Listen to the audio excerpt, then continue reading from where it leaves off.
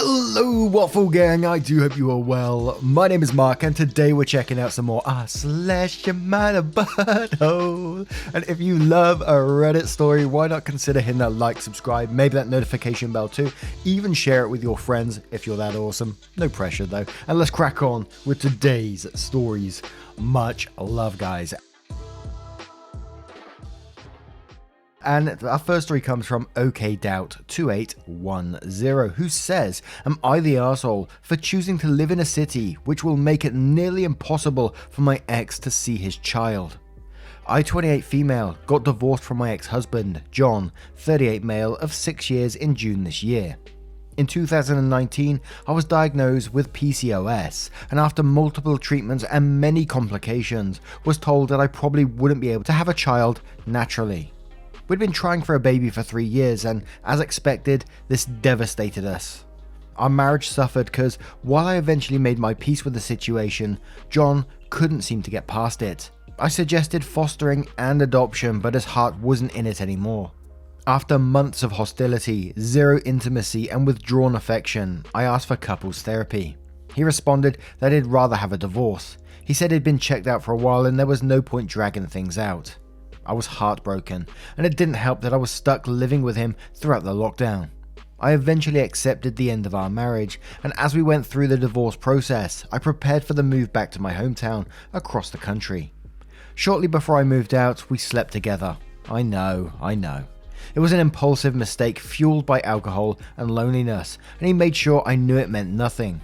Anyway, I eventually moved back, and it's been wonderful. I'd forgotten how much I love being near my family and friends. I was slowly adjusting to single life when I found out that I am pregnant. Yep, I know, right? What are the chances? I told John about the pregnancy and he was over the moon, but for some reason he assumed that I would be moving back to live with him. When I told him that I have no intention of moving back, but rather than raising our child in my hometown, he lost his shit and accused me of trying to keep our child from him out of spite. I told him that he could move if he wanted to be closer to his child, but he insisted that he wouldn't be able to find work out here, that it made more sense for me to move back because I've only been at my new job a few weeks, and it wouldn't be as much of a sacrifice as leaving the job he's had for 11 years. He offered to pay for the move, a new apartment, etc., but I turned it down and explained that if I stay, I'll be able to keep working because my family is here to support me, and that my mum and sisters have already been such a big help with finding a place to stay, preparing for baby, seasoned mum advice, moral and emotional support, and so I feel more confident having them around. If I moved back, I would essentially have to be a stay-at-home mum, which I really don't want. He told his family about the baby without warning me, and now I'm being bombarded with criticism from every direction and being threatened with legal action for alienating them from baby. I don't see why I should be the one to compromise after having to up and move my whole life the way I did. Now I've got to say this one's a not the arsehole from me, simply because, he broke the relationship off, he didn't want to go to therapy, and he chose he'd rather have a divorce, and that's what happened.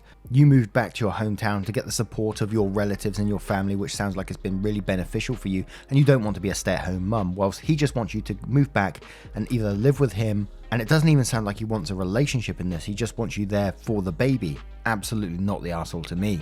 But third try as the charm says, not the arsehole. John is only interested in you as a broodmare. Get a lawyer and a custody agreement in writing, and get child support. Do not do anything that would make you dependent on John. Deco9676 says, not the arsehole, not the arsehole, not the arsehole. Oh my word, the unmitigated guile of this guy is insane. Tell him to find a different surrogate and to leave you alone. He tossed you aside when you didn't get pregnant and now wants you to sacrifice everything to be his new nanny to your own child. Of course his family is behaving like this. They're the ones that helped create that monster. I'm just so glad you were back home with your loving and supportive family just in time. Congratulations on your baby and happy holidays with true family. EMS Girl 1234 says, not the arsehole. If his family is getting aggressive with you, block them. He ended the relationship. Sounds like he honestly doesn't even want a relationship, just a baby. Red flag for that. You moved, you started a new life. He can move or not. He made the choice to not be in a relationship with you. He can be the one to move. Gringale says, not the arsehole. See a lawyer and check out your options. He dumped you, he divorced you. This is on him. Block his family, enjoy your surprise bundle. And one more from Shaking Cliches, who says, not the arsehole. You need an attorney, and you need to start looking for one now. Start making calls. You won't have anything hit the courts until the child is born. But you need someone you trust on your side before that happens. After the birth, you will be exhausted and not in a place to successfully advocate for yourself and your kid. The last thing you'll want to do is interview family law attorneys. Screenshot every awful thing his family is saying and document everything he says as well. Get everything in writing via text and email. Try not to talk to him on the phone, but if you do, take notes and be as objective as possible. Right after, about what was said. Don't make any promises about coming to visit. Do not tell him he can be in the delivery room. You need someone who will support you and will be capable of making the medical choices you would want if you would become incapacitated for any reason. Just for your information, and talk to your attorney about their threats. Grandparents' rights are a thing in multiple states in the US in case of death or divorce, but they only apply if it's in the best interest of the child. The grandparents typically have to have an established long-term relationship. Your husband abandoned you. He expected you to move back and live with him like he didn't choose divorce. You can work out an arrangement though through lawyers and court mediators. You're not an arsehole for that, and you're not keeping him from his kid. He chose this route. He can deal with the consequences of his choice. Don't let him bully you into anything. Edit, I'm not a lawyer. I worked in a directly related field for a long time, and OP, if you move back there while you're pregnant or after that child is born, he can file to prevent you from relocating with the child in a lot of jurisdictions. You would need his permission to move. It's very important you talk to an attorney about all of this before you do anything. Wow, a lot of information I didn't know in that one, especially I didn't know you could be prevented from relocating with a child. I didn't know that. But what do you guys make of this one? Let me know your thoughts in the comments below, and we'll move on to another story. And our next story comes from a throwaway account who says, am I the arsehole for insulting my sister, 35 female, after she photoshopped my daughter's 14 female pictures? Throwaway. I, 37 female, have a little sister named Valerie and a wonderful daughter named Lucy. As Lucy entered her teen years, she has become a lot more self-conscious. She constantly compares herself to friends at school, celebrities, etc. I currently have her attending therapy, and I also try my best to remind her that she's beautiful just the way she is. Valerie took her daughter and Lucy to the mall yesterday. When Lucy got back home, I asked her how the day went. She smiled and said she had a good time. About 3 hours later, I went into Lucy's room to put some of her clothes away. When I opened her door, I saw Lucy laying in her bed crying. I asked her what happened. She pulled out her phone and showed me some pics that Valerie had posted on social media. Valerie had posted pics of herself, her daughter and Lucy hanging out at the mall. Lucy then pointed out that Valerie had obviously photoshopped her. She made her complexion clearer, her teeth whiter, and even slimmed in her waist. Lucy also pointed out that Valerie only photoshopped her in the pics. Lucy dropped her phone on the ground and cried her eyes out. Eventually, Lucy told me that she just wanted to be alone for a while. I left and went outside because I was ready to unleash on Valerie. I called her and demanded to know why she would alter Lucy's image. She got defensive and said, last time I checked, I could post whatever I want on my account. I told her about how crushed Lucy was when she saw the pics. Valerie doubled down and told me she was simply making Lucy look better. I told her that Lucy is just fine the way she is, and I don't appreciate her destroying Lucy's confidence. We kept yelling at each other and things continued to escalate. Valerie yelled that she doesn't want her daughter around Lucy because I'm a drama queen. I yelled back, good, I don't want my daughter to be around a dollar store Instagram slut anyway. She told me to go fuck myself, hung up on me and blocked me everywhere. I haven't mentioned this conversation to Lucy because she's stressed out enough already. My husband says that I went too far and that I should have been more mature since I'm the big sister. Am I the arsehole? Edit. My insult was directed towards Valerie after she called me a drama queen. The insult was not directed towards my niece. Just wanted to clear that up. Now this one's an absolute not the arsehole to me, and I feel so sorry for Lucy. A girl that's already super self-conscious, and her aunt, who may have taken her out, had a good time, all this sort of stuff, then comes back to find that she's photoshopped her image. And not all of them, just her as well. So her own aunt has made her feel less than, and even said on the phone, doubling down, saying it was simply making Lucy look better. How horrible is that attitude? A 14-year-old, absolutely devastating stuff. I remember teenage me and, acne over my face, and I was so self-conscious. Anyone would bring it up, I'd be devastated. And if I found like a family member had corrected all those with Photoshop or whatever, I think I'd be equally as devastated, especially to make them look better.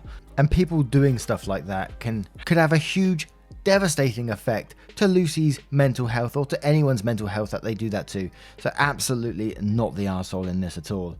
Special Attitude 242 says, not the arsehole. Your sister apparently has no problem giving a child body image issues. Keep being a great mum and reaffirming your daughter's beauty. Jaded Slayer says, not the arsehole, but report the pictures for posting images of minor without consent or whatever option is available to get them taken down. Rose Carrot says, dollar store Instagram slut, lol. Good one. Valerie sounds like the immature one. Definitely not the arsehole. Crash SC says, not the arsehole. Valerie basically told a teenager they were not good enough as they are. That is just heartless. Like a Hike says, not the arsehole. Photoshopping someone without their knowledge or consent is despicable. Your sister sent your daughter a clear message that she's not good enough, not slim enough. Report the image as inappropriate and cut contact with sis. And Spiky Miss says, not the arsehole. Your sister has just undone all the good work that therapy is doing for Lucy. Now, what would you do if you found yourself in that situation? How would you deal with something like that? What could you say to Lucy afterwards? Let me know your thoughts in the comments below, and we'll move on to another story. And our next story comes from TPainFan25, who asks, am I the arsehole for accepting a free drink from a stranger while on a first date? I have no idea if I'm in the wrong here. So I was texting back and forth with a guy for about a week that I met at a football game. We had seats next to each other and struck up conversation and exchanged numbers. Seemed pretty normal in text and definitely looking for a relationship. I was honest, I was up in the air for anything. Lol. Not that I didn't want a relationship, but I'm not actively seeking one. So boom, he invites me out to dinner at a nice bar, and I was going out with my friends later that night, so I figured it would be a cool pre-game before I met up with my friends. Things are going pretty okay, and we just grabbed some wings to share and charcuterie board along with a bottle of wine. When the waitress comes back, she has all the appetizers, the wine, and a shot. My date tells her we didn't order the shot, and she points over to a guy sitting at the bar and says he sent that over for me. My date then tells the waitress that we didn't need it and that he appreciated the offer though. I'm not one to waste free alcohol, and I tell her that's fine, she can leave it. I was sitting facing the bar, and just as the waitress leaves, I'm grabbing the shot, and the guy who sent me the drink turns around and gives me an across the room cheers motion with his drink. I do the same, and I'm about to take the shot, and my date is like, are you really going to accept that drink from another guy while we're on a date? I tell him it's just a drink and it's not a huge deal, I don't even know the guy. Then I take the shot and try to keep talking. He's not eating and barely interacting, then he just gets up and heads over to the bar. He goes up there, closes out the bill and walks out the door, totally leaving me there. I tried to text him the next day, and he basically said I disregarded his feelings and that I was a bit of an arsehole the way I brushed off what he was saying, and taking that shot was like a slap in the face. I really don't think I'm in the wrong. I didn't flirt with a guy, and he wasn't an ex. I don't even know the bar stranger. If my date didn't make a huge deal about it, we could have enjoyed the rest of the night. So, am I the arsehole? I was blown away by this one. I was just thinking, what kind of man stands at a bar, sees a couple at a table and thinks, oh, I like that girl over there, I'm going to send her a drink. Well, you can clearly see that they're a couple or on a date or whatever. What kind of flex is that? Maybe I'm missing something here, but if I was on a date with someone, the drink was sent over from a man who's given the old cheer signal, yeah, I would have done the same as this date. I wouldn't have sat around and taken that. It just comes across as disrespectful to me. And if I was in OP's shoes, I would have said, look, have that shot and give him the cheer signal. Throw it back like that. Had a little bit of a similar situation last year when I was working for that other company. A group of us went out. I think it was 6 of us, 3 men, 3 women. We went out to the bar quite close to where we worked, and we was playing pool, catching up, having a few beers and all that sort of good stuff. And suddenly 2 drinks came over. We saw the bar lady bring them across directly over to us, and it was just for 2 of the girls and left one of the girls out as well. And the barmaid said, oh, this is for you 2, and pointed to 2 of the girls, and was like, well, we didn't order those. And she said, oh no, they were ordered through the app to come to this table that you're on. And we figured out who it was. There was 2 guys who kept glaring over to us and having a little giggle to themselves, and the girls at the time felt really uncomfortable. They're like, yeah, I'm not drinking, that sort of thing. And I remember one of our party, quite a big lad, just went straight up to him and said, I'll have them then. And he looked straight at the 2 guys, went, cheers lads, 1 down, 2 down, and then put him back down. He's like, and the boys left shortly after. It was quite an epic moment. But Daisies and Daffodil says you're the arsehole. The guy at the bar didn't know if you were together or not, so he sent the drink to suss you out. You accept the drink, toast him over your date's shoulder. What do you think was going to happen next? Bar guy was absolutely going to come over to your table eventually and start trying to chat you up in the middle of your date. There was literally no other outcome after you essentially communicated you were open to his advances. You can be cute and say it isn't 1938 all you want, but social cues and etiquette didn't disappear with a second wave of feminism. You know the implications of your behaviour and brushed off your date when he expressed how your actions made him feel. You're the arsehole. Nuts Michelle says, you're the arsehole. People send drinks as an opening pickup line. You flirted with another guy and told him he had a shot while on a date. Not cool. Green-eyed Kitty Cat says, how do you not realise that was a terrible date etiquette? If I were him, I would have left you there too. Unfortunately, although this seems to have cost you the possibility of a second date with that guy, you do not appear to be learning your lesson. Yes, you're the arsehole. Zelda says, lol, you're the arsehole of course. You're on a date with him, not the other dude. It's rude. You should have given the shot to your date. Now that's what I said, that would have been great. Revolutionary C says you're the arsehole. Someone dodged a bullet on the first date and it wasn't you. And one more from Sugarbones who says yes, you're the arsehole. Buying a woman a drink is the universal I'm trying to get your attention romantically slash sexually at a bar. By accepting that gesture, you really kind of flipped a middle finger in the guy's face. Edit to add, your date tried to tell you he was uncomfortable and declined, quite politely, and you overrode him. While the other gentleman was watching and said, no, I want it. It's not about wasting alcohol. The bartender would have given it back and the guy would have drank it. Now, what do you guys make of this one? What would you have done if you found yourself in that situation? The shot was brought to you. How would you have acted? Let me know your thoughts in the comments below and we'll move on to another story. Now our next story comes from The Roses Bloom, who asks, am I the arsehole for covertly losing weight as a bridesmaid and refusing to be set up with her friend after overhearing the bride call me fat? My 30 female friend Kate's 30 female wedding was last weekend. We went to grad school together but haven't seen each other in person in about 2 years. Though we FaceTimed and kept up enough since then, enough to where she invited me to be in her wedding. However, a large part of this is that her fiance Kyle, 30 male, has 8 groomsmen and she needed enough people.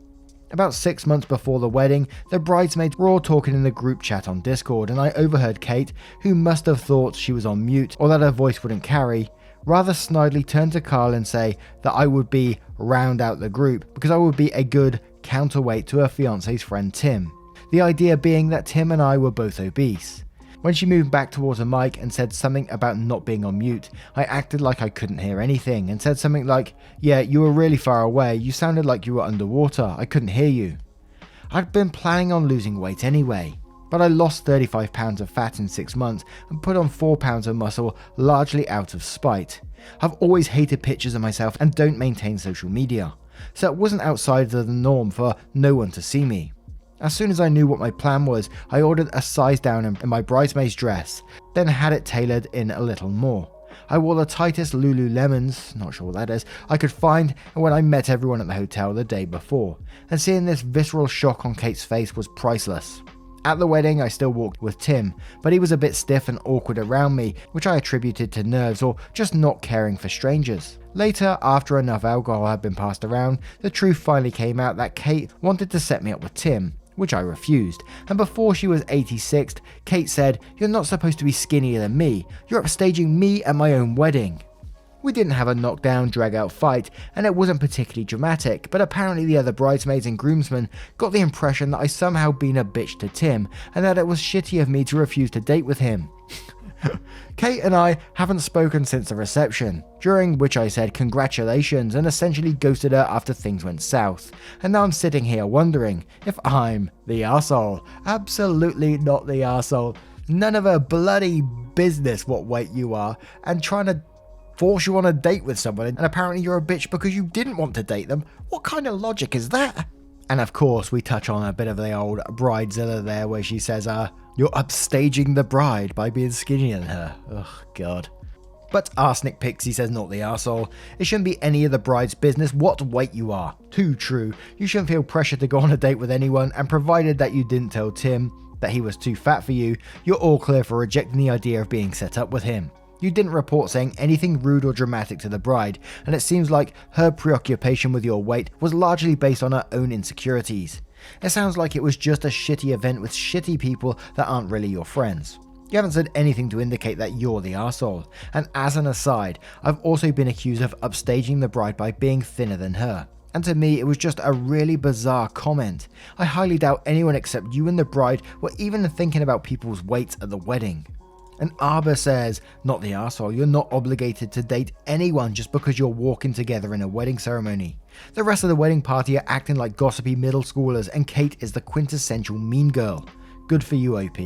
Scrap Factor says, of course you're not an arsehole for losing weight, and also not the arsehole for declining a date with someone you didn't want to go on a date with. There are perfectly ordinary things. Kate, on the other hand, is a major bridezilla of an arsehole for commenting jealousy about your weight like that. And just a high-flying bird says not the arsehole. Kate only wanted you as a bridesmaid because she wanted someone who looked like Tim, who by the sounds of things is an innocent bystander here. She then bitched you out for losing weight, saying that you, someone who people rarely saw as it was, upstaged her at a wedding. She wanted to set you up with a random person too. On what basis? That you were both heavier. She comes across as extremely self-centered woman. You are not the arsehole by any means here. And one more from whatever who says not the arsehole, she's a terrible friend. Or not a friend at all, shall we say. Now, what do you guys make of this one? Finishing on a little bridezilla story there. Let me know your thoughts in the comments below, and a huge thank you for spending your time with me today. There's a playlist on your screen full of Am I the Arsehole videos. I think there's well over 300 at this point that you can get involved with, scroll through for you whilst you're doing your daily chores and all the boring stuff. However, let me know what you're up to. Thank you for your love, support and time, and I will see you in the next one. Take care, guys. Much love. Yeah, man, I remember being so naive when life was good, weather and palm trees. Back in the day, you were everything I need. But then along came a time when you crushed my dreams. Oh yeah, you played me like a fool when you made me believe that the line between love wasn't thick enough to read. Oh yeah, you see we in despair, crime everywhere. You're selling false hope cause you just don't